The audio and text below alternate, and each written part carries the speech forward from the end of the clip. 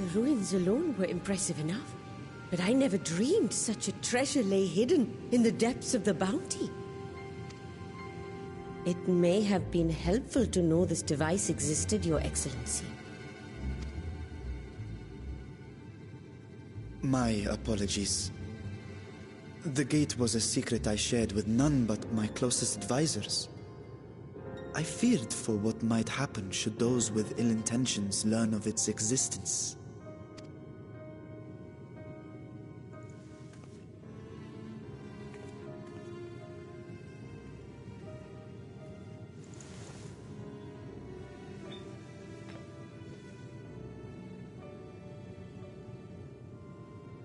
What is it you're doing now? There's something I wish to verify. The NOAA reports claim that a short stint into the void carries little risk of etheric imbalance. Should one suffer an injury, however, or if one's expedition drags on longer than intended, that risk becomes significantly greater. Graha theorized that a warding scale would confer protection from the void's corrupting influence. But I would prefer to test that hypothesis before we set foot in the 13th ourselves. So, this is an experiment of sorts? Yes, an experiment. Tell me, how would you go about testing the efficacy of the warding scale?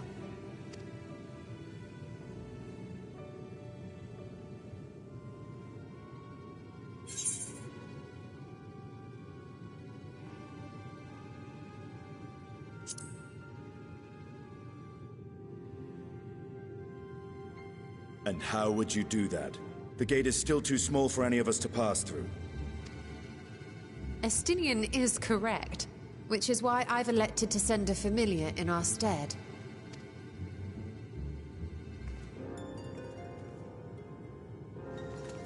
Now, a lowly imp can navigate a fissure, no matter how narrow.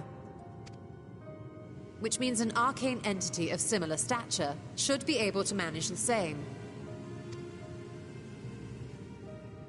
I hadn't wanted it to come to this, but no other familiars will do, I'm afraid.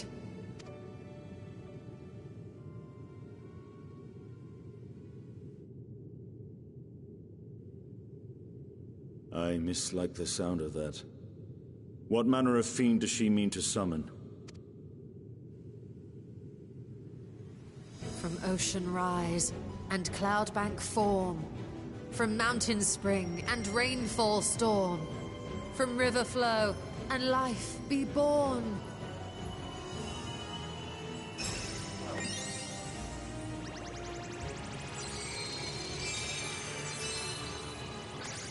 Water, water, froth and foam!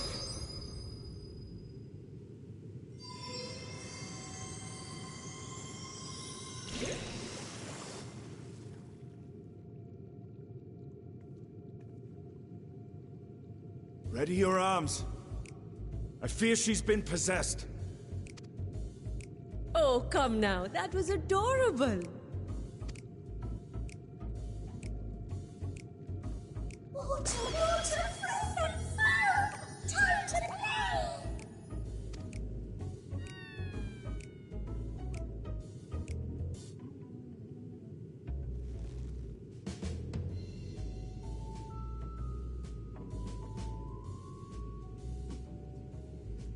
Though not my first choice.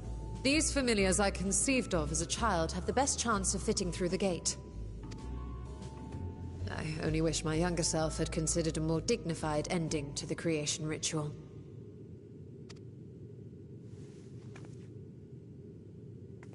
In any case, these two should serve as well. This one will bear a warding scale.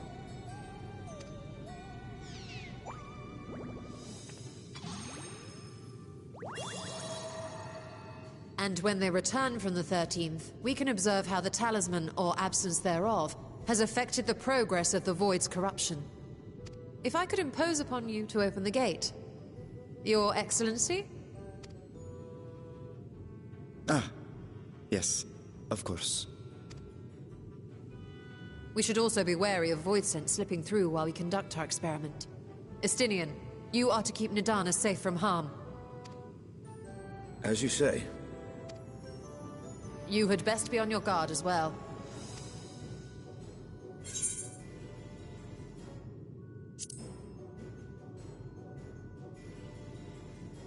And we are glad for it. Let us begin, shall we?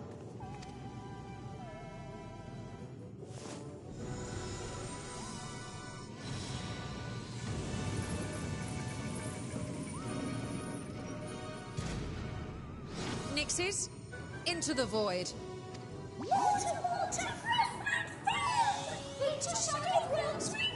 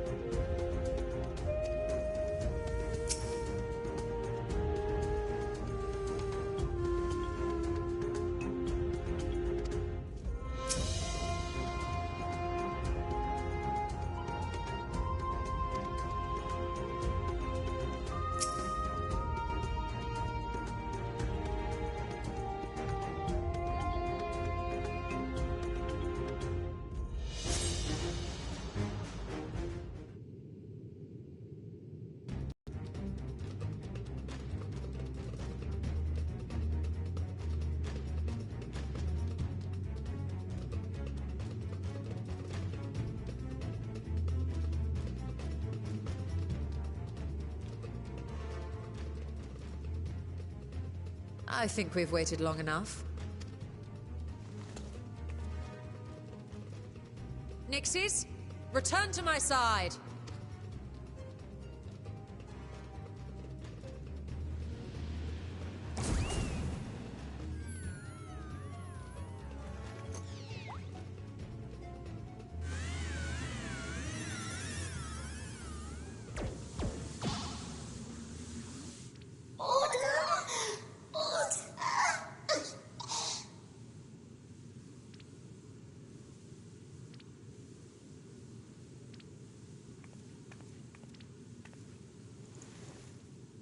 Thank you, little one. You did well. Oh, the poor thing. Its essence has been irrevocably warped.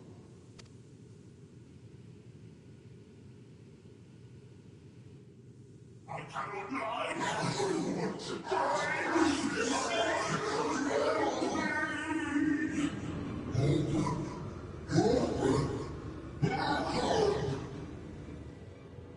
We're out of time! I must reseal the Void Gate.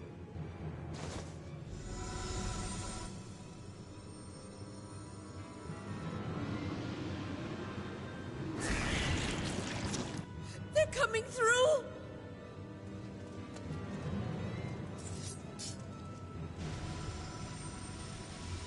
In the name of Al-Zidal III, I bar this door unto the Void!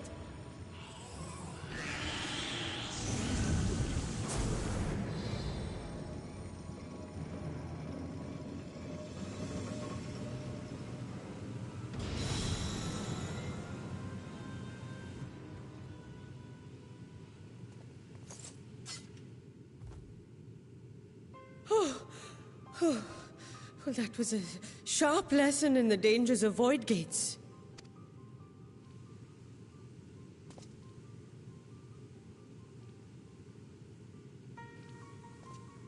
And what of our experiment? I'd say the results speak for themselves.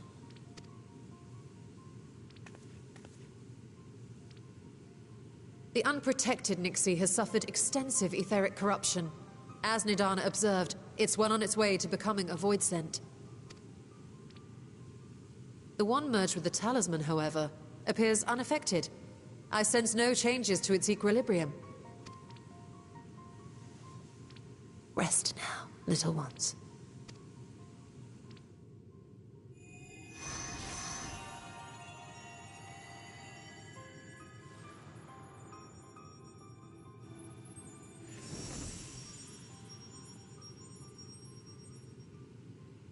Graha's theory was correct, then. So it would seem. But while our second familiar was untouched by void energies, the talisman itself shows signs of degradation. It was, of course, originally designed to shield the soul from primal tempering. It stands to reason that etheric corruption of a different sort would affect it differently. We may need to modify the warding scale's design to account for the 13th's uniquely unstable ether. You've said much of the Void's instability, but my imagination fails me. What manner of place is this broken world? My apologies. I forget that not all of us spend our days sequestered in dusty archives. The 13th is a reflection of the source that was drowned in a flood of darkness. In Emmett Selk's own words, this tragedy was a result of the Ascians' attempts to force a rejoining. They erred in their haste, and made of that world a useless void.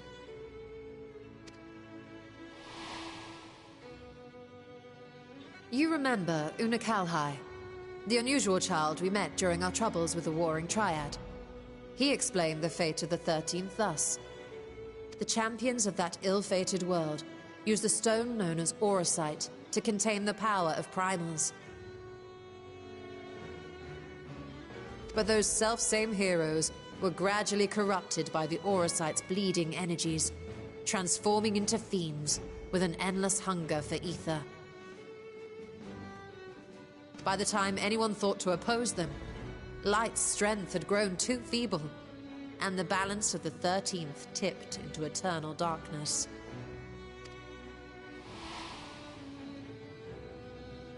It was Elidibus, as I recall, who rescued Una Kalhai's spirit from his final battlefield.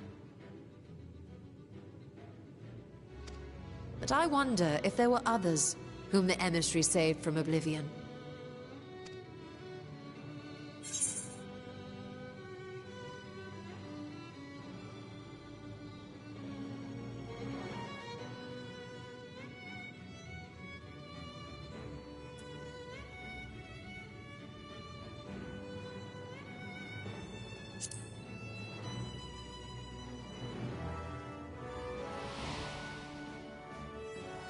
Silver? The adventurer who traveled with the Warriors of Light? And you say she was another of Elidibus's pawns?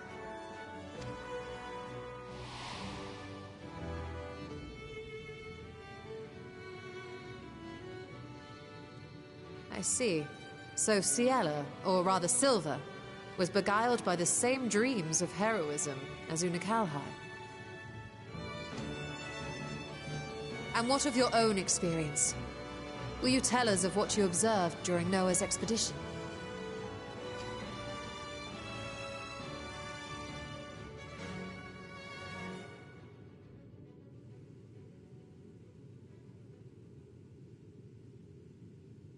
I can picture it now.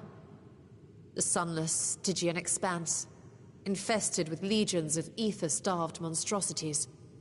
A void in every sense of the word. What you have described in such lurid detail is exactly why I hesitate to encourage you.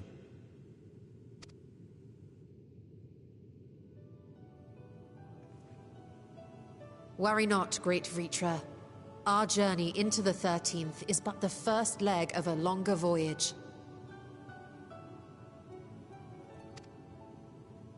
A voyage that shall lead us to other reflections, to new mysteries and discoveries. And I mean to be there every step of the way.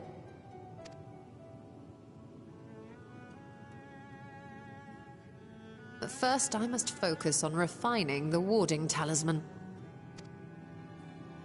Then I can begin work on constructing an artificial Atomos. Or I could if I had the relevant manuals to hand. Might I be so bold as to request access to the Satrap's family archives?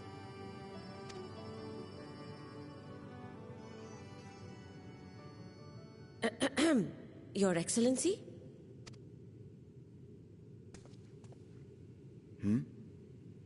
Oh, yes. That can be arranged. I will speak to my officials upon our return.